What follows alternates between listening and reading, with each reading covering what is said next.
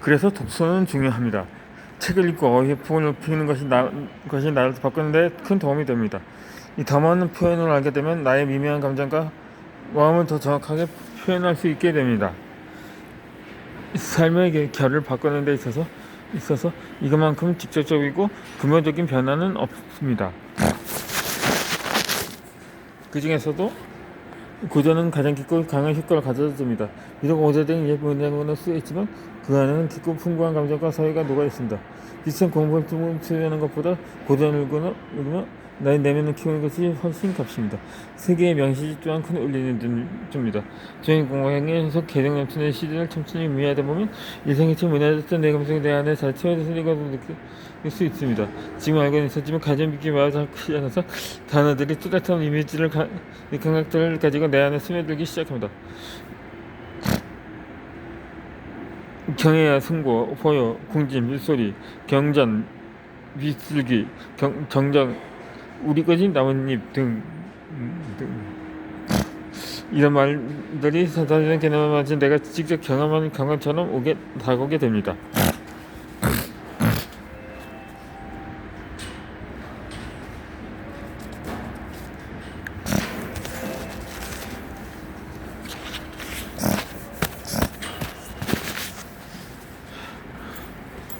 이러한 독서는 나의 감성을 보다 더 깊고 섬세하게 만듭니다. 22세 생명 필명 가지고 있던 내가 이제는 유체의 물감이나 동양화 물감, 다채로운 안녕까지 갇힌 사람으로 변하는 셈입니다. 즉 감정 표현이 더 다채로워지고 견해와 사고방식 현실이 깊어집니다. 그것은 내가 바라보는 세계가 넓어졌다는 뜻입니다.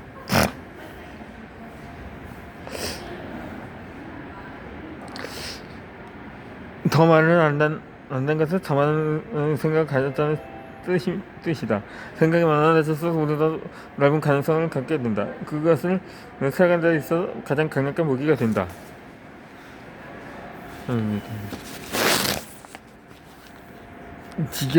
지겨움이 찾아오는 이유는 내 성장이 멈춰졌기 때문입니다. 우리는 대부분 자기 자신을 잘 안다고 믿습니다. 하지만 정작 우리가 가장 오해하는 것은 바로 나 자신입니다. 내가 무엇을 느끼고 왜 그렇게 생각하는지를 제대로 이해하지 못한데 그냥 감정에 시들려 반응하며 살아갑니다. 그래서 우리는 무엇보다 먼저 나 자신에 대한 오해부터 풀어야 합니다. 이 지겨움이라는 감정도 그 오해 중 하나입니다. 우리는 종종 이런 말을 합니다.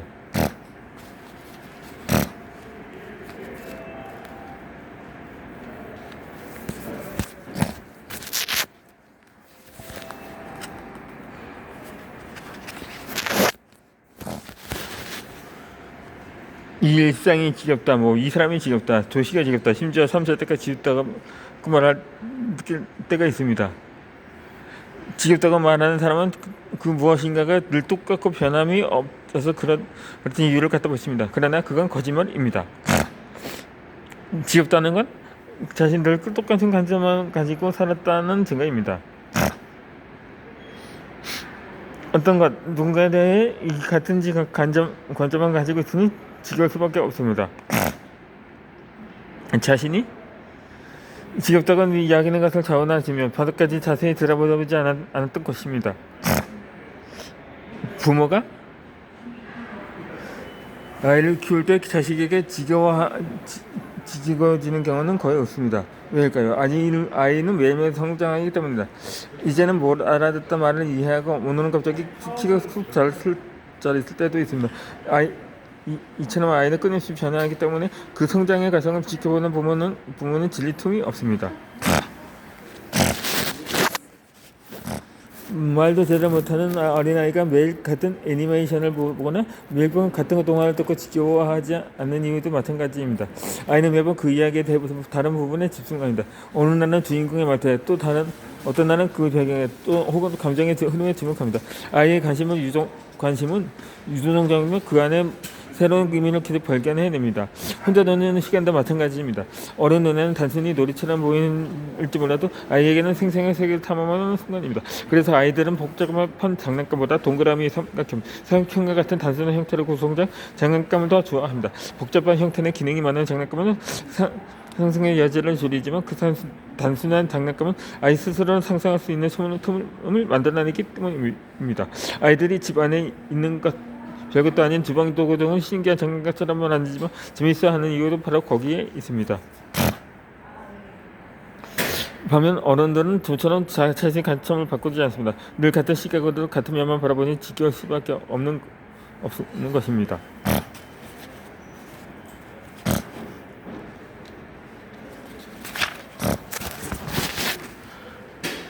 하지만 즐거운 것은 그 일이 아니라 그것을 바라보는 자신의 태도입니다.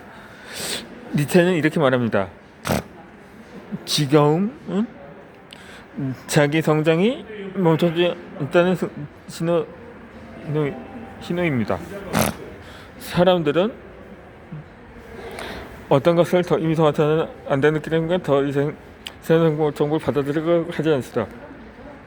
하지만 그건 착각일 뿐입니다. 우리는 그 무엇보다 완전히 알고 있지 않습니다. 이 책을 읽어도 재미가 없다는 이유는 다 아는 내용이라고 생각하기 때문입니다. 그러나 사실은 그 책의 내용은 지명의 장소를 지도에서 찾아들도 모르고 역사적 연도도 정확히 모르고 단어 하나의 재미도 제대로 설명할 줄 모릅니다.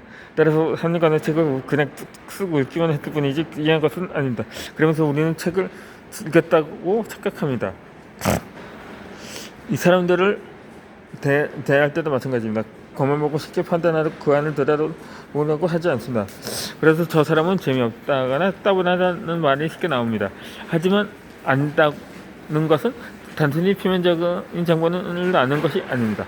시보리어로 야다는 안다라는 뜻입니다. 이 단어는 단순히 정보 습득으로부터 유체적 고견감이 포함하는 깊은 연결과 의미를 이해합니다. 즉 아는 것은 깊이 관여하고 경영되는 것입니다. 아리스토텔레스 역시 안다는 것은 내가 아직 아니었던 그것 자체가 되는 일이라고 말했습니다.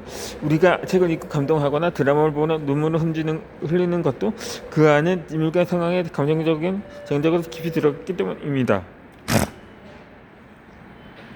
즉 안다는 것은 단순히 명칭을 알고 눈을 보는 것이 아니라 마음을 깊게 경험하는 것입니다. 그러면서 우리는 시험 문제를 잘 맞추는 수준의 즉 표면적인 정보 습득을 진짜 아는 것으로 착각하고 삽니다. 거기에 세상 모든 것이 지루해지고 지겨워집니다. 지켰다면 잠시 치는 것도 좋습니다. 하지만 중요한 건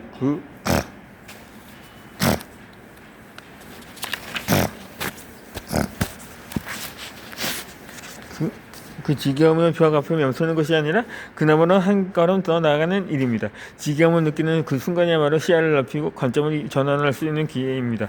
그렇게 깊이 들어가다 보면 예전에는 보이지 않았던 새로운 빛을 띠는 세상을 발견하게 될 것입니다.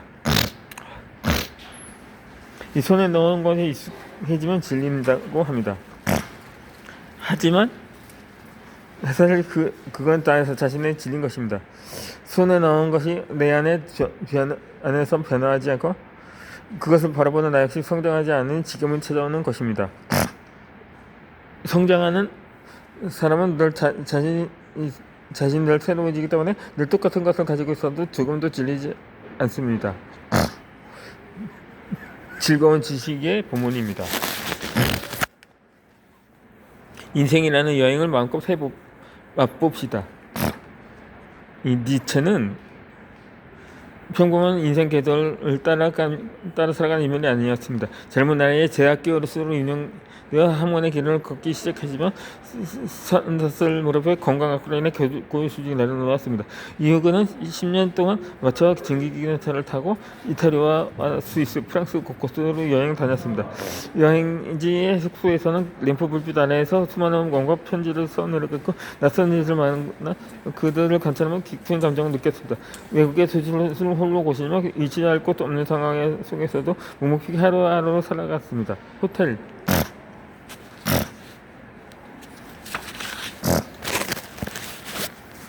홀에 놓인 피아노를 치며 마음을 달래기도 하고 때때로 사람들에게 괴짜 취급을 받기도 했지만 그는 활기를 잃지 않았고 천진 아이들과 어울리며 즐거움을 느낄 줄 아는 사람이었습니다. 만약에 니체가 평생을 대학 교수로만 지냈다면 인간에 대한 그의 예리한 통찰은 결코 생겨나지 않았을 것입니다.